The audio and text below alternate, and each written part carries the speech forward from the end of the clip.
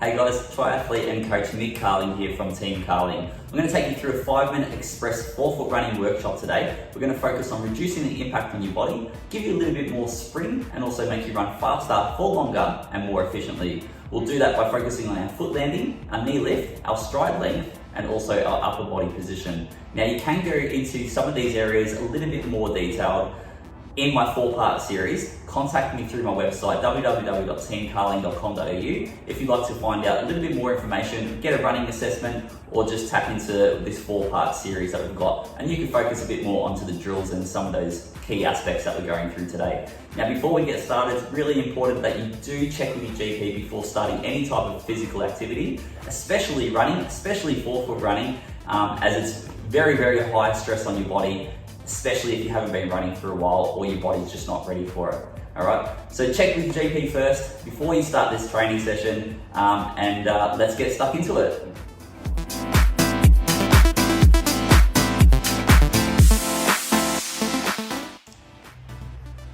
So to start off with, we're going to focus on our foot landing, okay? So most people, when they get out there running, they will land on their heel and then roll through to the front of the foot.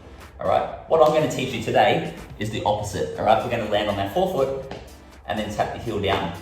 Now you can do something for me here and stand with onto your heels, feet together, basically here, fairly straight legs, all right, and jump up and down 10 times. Just landing on the heels. All right, once you've done 10, swap it over onto the forefoot and do 10. Now you'll see there's a big difference with the impact on your body, and you'll also find that you've got a lot more spring when you hit the front of the foot. Now the most important thing here, and this is where a lot of people go wrong, is they don't let that heel touch down second, okay? That's really important. You need to do that, because that way you're going to release that shock and that pressure that's coming in through your body. So the forefoot landing is forefoot, so not toes, forefoot, and then tap the heel down second. So forefoot, tap the heel down second. All right, like this. So switching from this to this. All right, let's do that a few times. Let's bounce up and down.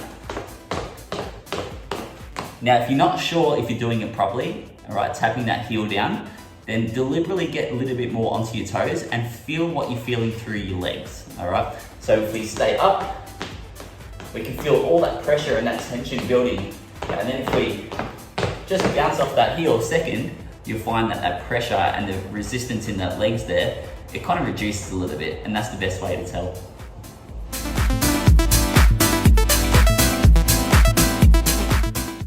All right, cool. So now let's move on to our knees. All right, our knees need to lift up. All right, what we don't want to be doing is flicking our heels back, because when we flick our heels back, our foot has to play catch up when we run, and then we end up running like this. And you can hear the sound. That's my foot putting on the brakes, skidding the ground. All right, we don't want to do that. So we need to be a bit more proactive with our leg lifts, okay? So as we run, we want to be lifting our knees so we can get that foot into the right position when it lands, okay? And then that way we can land our forefoot a little bit easier, all right? We don't want to be playing catch up. Let's be proactive by lifting our knees up, all right? You can do that simply by practicing this little drill, which is lifting your knee up and putting your foot back down, all right? You can watch it in the mirror or on your video camera like me right now, all right, and making sure that you hit that same spot every single time, all right? It's all about muscle memory, and then you do an alternating version, and then you take that into a run, all right? And that's what we do when we lift our knees, and that's how we need to lift them. Now, how high do we need to lift them? I'll tell you. So we lift up until the heel comes to the bottom of your opposite knee, all right? And that's roughly how high for you.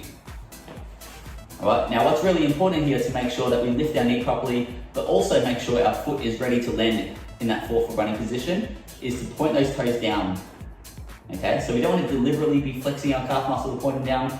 It's just a natural point down, all right? Again, it's all about muscle memory. If you can do this, you'll make sure that you land forefoot, all right? If you lift up your foot flat, it'll land flat or heel strike. Got that? So our second point here is focus on your knee lift. All right, really, really important.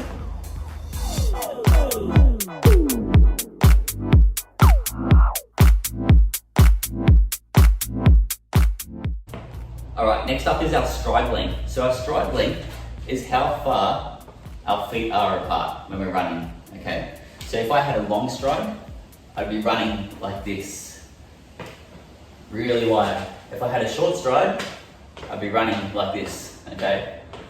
So this has to do with cadence. Now, if you've heard the term cadence before, it refers to how many steps per minute. All right, so someone with a low cadence would be someone who does big strides. All right, someone with a really high cadence is someone who does short strides.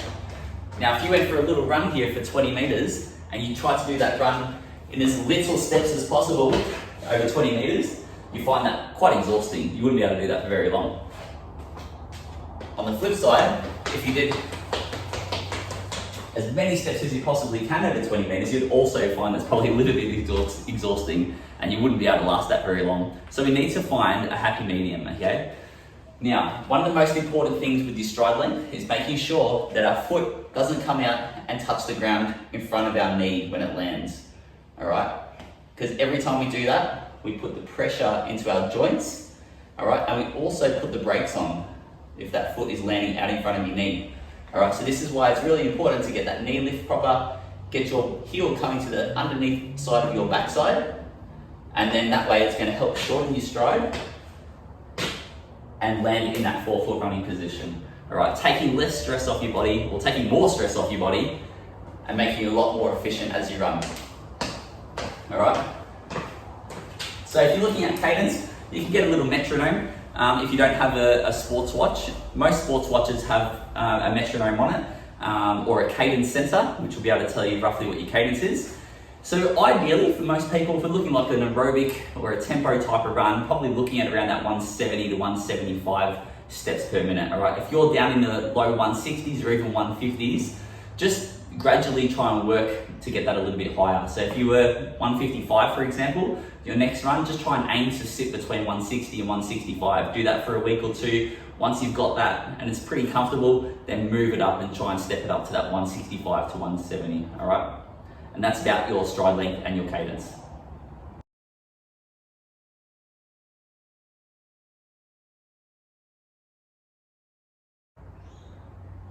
All right, so we're focused on our feet, we're focused on our knees. Let's now focus on our upper body, all right? Now, what's really important here is our posture. So if we have our shoulders right back and our head is up, we're going to be putting on the brakes. And we see a lot of people run like this, where everything's very upright, okay? On the flip side, some people are looking down and their shoulders are drooping forward and they're running like this, all right? So two problems here. So with this one, we're putting on the brakes, yeah? We're having to pull and push ourselves along, fighting gravity. On the flip side there, when we droop down forward, we actually disengage our core. We disengage the connection between our upper and lower body. All right, so it's really important that our core is switched on, and that way we have more power, especially through our glutes, and our glutes are actually working, which is really important when we run. So it's really important that we get this posture right. Now, chest is proud, okay? It's not sticking out, it's proud. Elbows are tucked into the sides of your body, okay? Not flying out to the sides. We don't want these ones, all right? We want elbows straight back, all right? They don't come forward of your body, they just come to here. Now we're talking about endurance running here. So it's nice and relaxed hands. You don't need to clench your fists. You don't need to be the Terminator, all right? Let's just have nice and relaxed. Shoulders are basically just in line, all right? Chest is proud, okay? And what is really important here is making sure our head position is in the right position. Now, if we're looking up and our nose is pointing upwards or straight ahead, all right, our body position is going to be straight or leaning back. And then we're fighting gravity, okay? If we're looking down, as I said before, we're going to drop our shoulders forward and we're going to disengage our core. So ideally, we're looking for our nose to focus roughly about 10 meters ahead. So slight angle down, all right? If you can do that, all right, without doing this, but by doing this, then we're going to start using gravity to help move us forward. Because basically when we run, all we want to be doing is bouncing and falling forward. All right, if we can bounce and fall forward as opposed to pull and push ourselves along, we're going to make it much more easier for ourselves. We're going to be a lot more efficient. We're going to go faster for longer, all right? Now this is going to be actually quite hard for you to do over the first 4 to 6 weeks, especially if you're new to this. So you need to be patient. You need to give it time to work. You need to let your body adapt to it, all right? Give it 4 to 6 weeks, gradually build from week to week.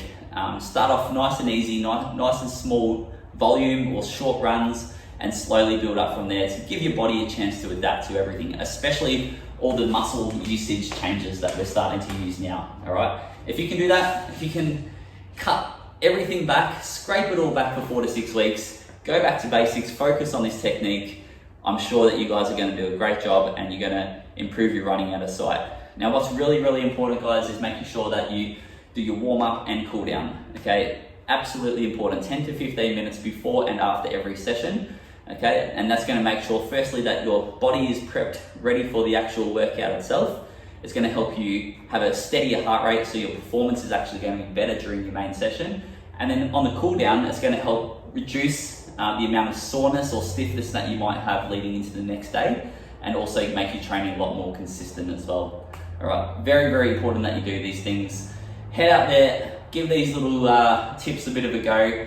If you'd like to check in on the drills and do some of the drills that can help with each of these little aspects, flick me a message through my website, as I said, www.timcolling.com.au. Hit me up on Facebook or Instagram, and I'd be more than happy to help you guys out.